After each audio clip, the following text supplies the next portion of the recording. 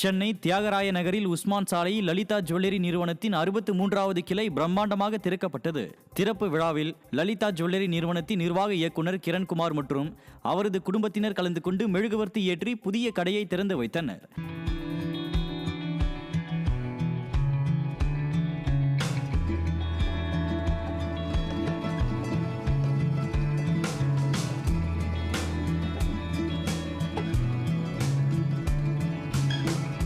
இந்த புதிய கிளை நகை உலகம் இதுவரை கண்டிராத வகையில் மிக பிரத்யேகமான நகை ரகங்களுடன் திறக்கப்பட்டுள்ளது.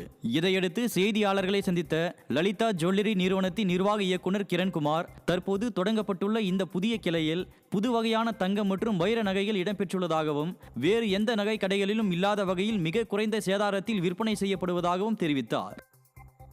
100% இப்போ ரொம்ப வித்தியாசமான ஐட்டம் இங்கே வச்சிருக்கோம்.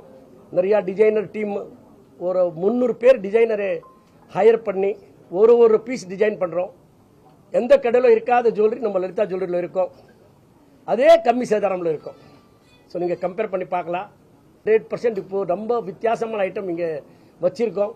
நிறையா டிசைனர் டீம் ஒரு 300 பேர் டிசைனரை ஹையர் பண்ணி ஒரு பீஸ் டிசைன் பண்ணுறோம்.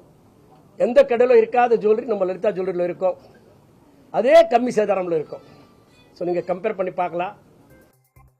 ராணிப்பேட்டை மாவட்டம் ஷோலிங்கர் ஸ்ரீ யோகலட்சுமி நரசிம்மர் ஆலய மகா கும்பாபிஷேகம் வெகு விமர்சையாக நடைபெற்றது. நரசிம்மர் கோயில் வளாகத்தில் அமைக்கப்பட்டிருந்த யாகசாலையில் சிறப்பு பூஜைகள் நடைபெற்று பின்னர் பூஜிக்கப்பட்ட புனித நீர் கோபுர கலசத்தில் ஊற்றப்பட்டு கும்பாபிஷேகம் விமர்சையாக நடந்தது. இதையடுத்து அபிஷேக ஆராதனைகள் நடத்தப்பட்டு மகா தீபாராதனைகள் நடைபெற்றது.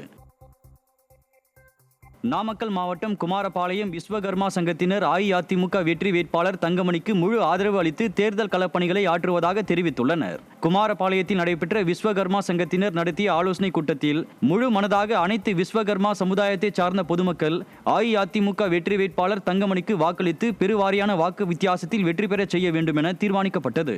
மேலும் குமாரபாளையம் தொகுதியில் அஇஅதிமுக வெற்றி வேட்பாளர் தங்கமணிக்கு ஆதரவாக வீடு வீடாக சென்று பிரச்சாரம் செய்யவும் விஸ்வகர்மா சங்கத்தினர் அறிவுறுத்தியுள்ளனர்.